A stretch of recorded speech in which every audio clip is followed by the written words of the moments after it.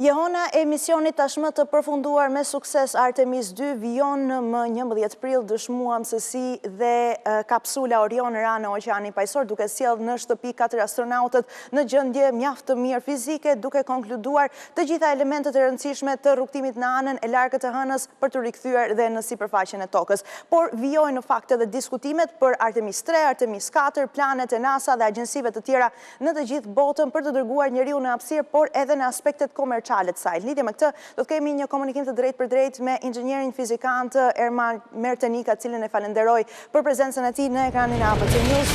Zoti Mertenika, flasim në fakt për disa aspekte të misionit Artemis 2, i cili tashmë përfundon e patë mundësi ta dëshmojmë, me gjithë bota ishte në fakt dëshmitare një momenti historik të rikthimit të njeriut në hapësirë pas më tepër se 50 vitesh. Mirë po, edhe në aspektin gjeopolitik ka pasur një rëndësi mjaft të rëndësishme ky mision, apo jo?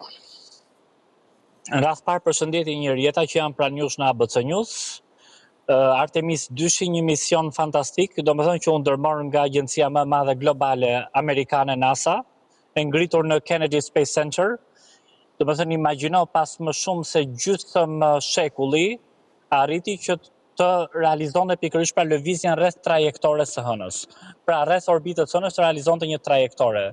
Mendoj pikërisht pra që këtu pati disa pika të rëndësishme, domethënë, për të konceptuar. Në rast parë ishte ajo që është misteri i gjysmëhënës, që për herë të parë pikërisht pra nga Artemis 2, misioni që u ndërmor tashmë nga Shtetet e Bashkuara, u arrit që të shikohej se çfarë ishte, domethënë dhe çfarë kishte. Një element tjetër pikërisht pra i zbuluar deri diku helium 3, një element shumë i rëndësishëm që është zburimi i energjisë nukleare apo dhe kozmike, që mund të jetë në vazhdim goxha i rëndësishëm domethënë për ta shfrytzuar. Një tjetër gjë ishte e rëndësishme sepse me anë të Artemis 2-shit u analizua deri diku pikërisht ajo fakti që Trump ka deklaruar mund të bëhet mutur ndërtimi në mënyrë permanente i një faciliteti hapësinor, domethënë stacioni hapësinor që do t'i kushtonte rreth $20 miliardë buxhetit shtetit, që mund të shërbejë pikërisht pra si një trampolin e mirë edhe për të studiuar më tej pikërisht pra misteret e hapësirës, por gjithashtu pikërisht pra hëna u kthye edhe mori nuanca politike, gjeopolitike, ku tashmë pas ngritjes pikërisht pra ose iniciativës së NASA-s për të dërguar pikërisht pra kapsulën Orion të misionit Artemis 2, do shikojmë pikërisht pra një lëvizje të konkurrentëve, pra aspekti kompeticional midis Rusisë, Kinës edhe bllokut Bashkimit Evropian, Japonisë etj. etj. Do të shohim në fakt po kush do të jetë edhe ndoshta. Do të shohim në fakt ajo që është shumë e rëndësishme për të theksuar është se si do të përfundojë misioni Artemis 3 dhe më pas misioni Artemis 4, të cilët janë të rëndësishme si trampolina që ju thatë për të dërguar më pas njeriu në Mars, dhe ajo do të ishte në fakt jo thjesht revolucionare, por sikur të jetonim një film fantashkencë. Sot unë mendoj pikërisht pra që qëllimi kryesor mbas parë i misionit Artemis 2 ka qenë për të matur pulset e teknologjisë sot. Pra shikojmë që teknologjia dhe inteligjenca artificiale është zhvilluar më së miri, pra duke filluar që nga softwarët etj. Nga hardwarët apo çdo gjë tjetër, por shikojmë prapë që udhëtimet apo misionet kozmike është një sfidë madhore për njerëzimin. Si duke i kushtuar shumë buxhetit shtetit, sepse janë shumë të kushtueshme, gjithashtu pikërisht pra kemi të bëjmë edhe me sfida mjekësore, sepse ne kemi dëgjuar për shembull Elon Muskun që ka hedhur një gur në lum, pa e themi edhe një trajt të tillë, që do të çojë njerëz në Mars, do okupojnë Mars, por që e shikoni domethënë sa e vështirë është që të merret një mision vetëm 10 ditor për të shkuar në satelitin tonë që ndodhet vetëm pak më shumë se 300.000 kilometra larg tokës dhe kërkon 3 ditë të shkosësh apo 72 orë të shkosësh, 72 orë të kthehesh, pra një mision 10 ditor plot sfida, jo më të marrësh pikërisht pra një mision që mund të zgjas minimalisht 2 vjet për në Mars.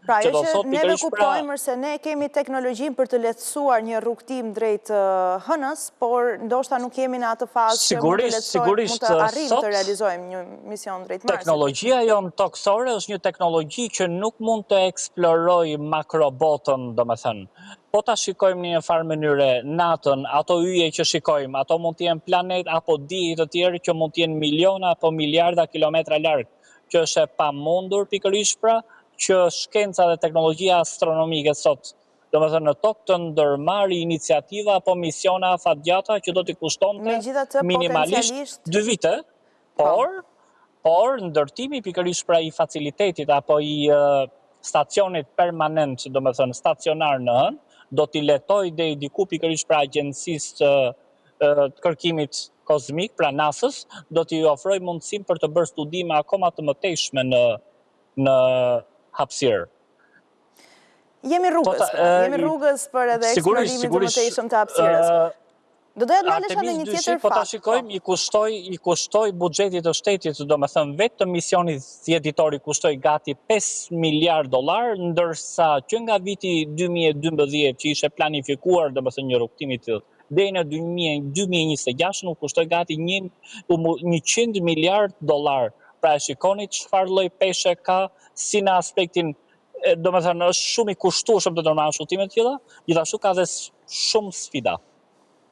Një tjetër aspekt që mund të shohim pikërisht edhe misionin Artemis 2, duke u bazuar edhe në punën dhe ofertat, shërbime që ofron Jeff Bezos me kompaninë e tij. Tashmë, ti quajmë ato fluturimet komerciale hapësinore janë të aksesueshme për publikun e gjerë, atë që ka mundësi në fakt që ti i paguaj ato, por nuk janë detyrimisht aq të zhvilluara, sepse në fakt personat të cilët mund të paguajnë një fluturim hapësinor shkojnë deri në linjën Karmin, pra kalojnë vetëm 4 minuta pa peshë dhe më pas kthehen një rrugtim që është 11 minuta në total. Kur shumë bukur jeta këtë, se unë desha të bëj një ndërhyrje, sigurisht do me thënë se unë e pata harruar paka shumë krahas studime të tilla, kjo mund të shërbej edhe si një trampolin për të krijuar do me thënë turizmin kozmik.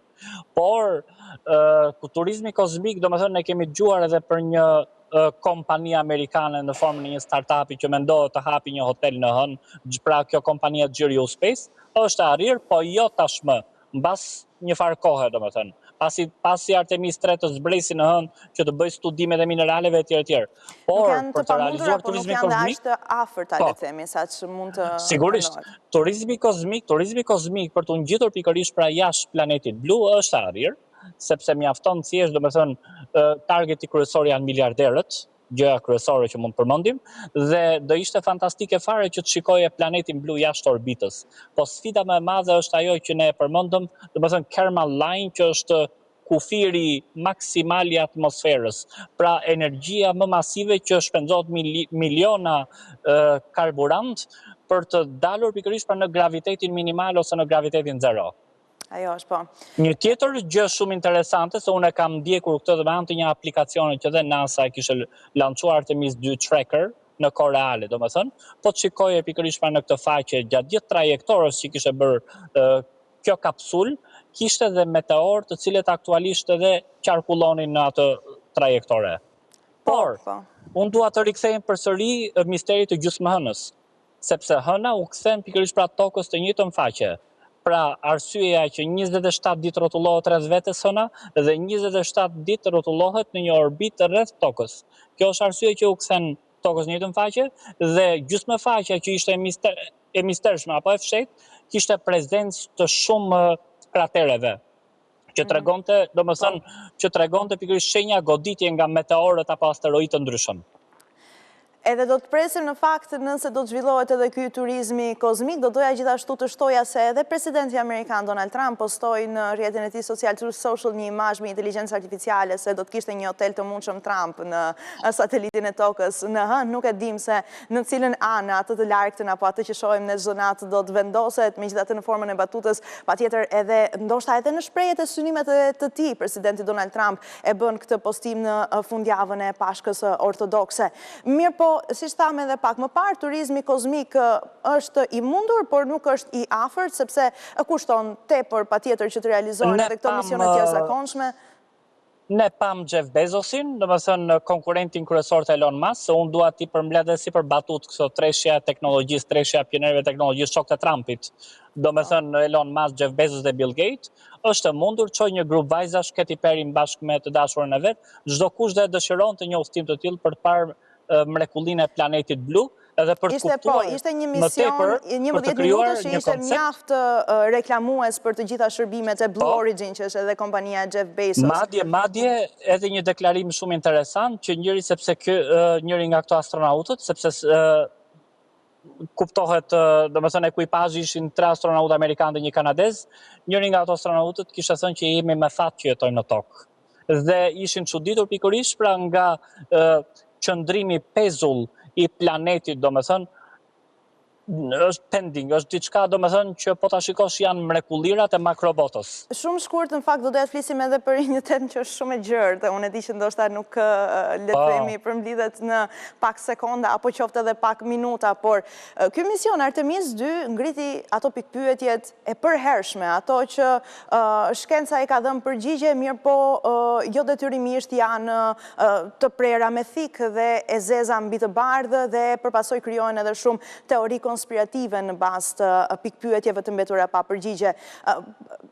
Le të flasim për universin, i cili është i jashtëzakonshëm edhe për teoritë se... Është një botë pafund, është një botë pafund e përbërë nga miliarda yje, domethënë galaktika që teknologjia që ne aktualisht posedojmë deri këtu ku jemi, na mundëson me plot sfida dhe vështirësi për të eksploruar vetëm satelitin ton, që ndodhet shumë afër nesh. Imagjino, domethënë, të flasim për miliarda yje, miliarda planet, miliarda diej që ekzistojnë pikërisht në këtë makrobotë të pafundme.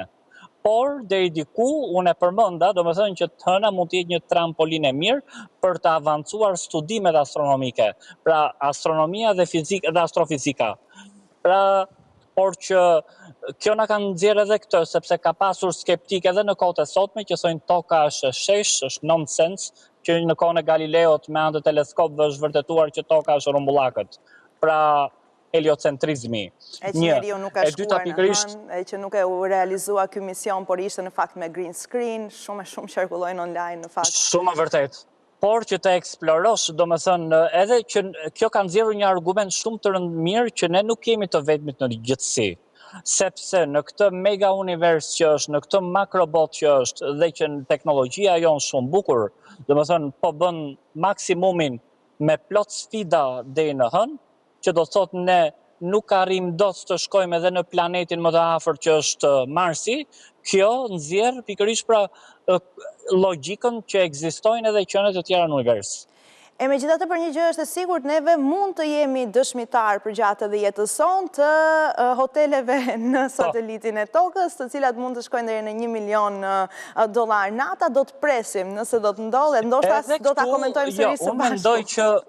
Unë mendoj që kjo mund të ndodhë, por edhe qëndrimi do jetë afat shkurtër, për shembull 1 deri në 4 net maksimumi, sepse vetë njerëzit nuk janë të aftë të qëndrojnë për një kohë të gjata, domethënë në gravitet zero dhe në hapësirë. Për shkak të sfidave, për problematikave shëndetësore që mund të shfaqin. Teknologjia megjithatë na ka befasuar. Që mund të shfaqin dimensioni tjetër.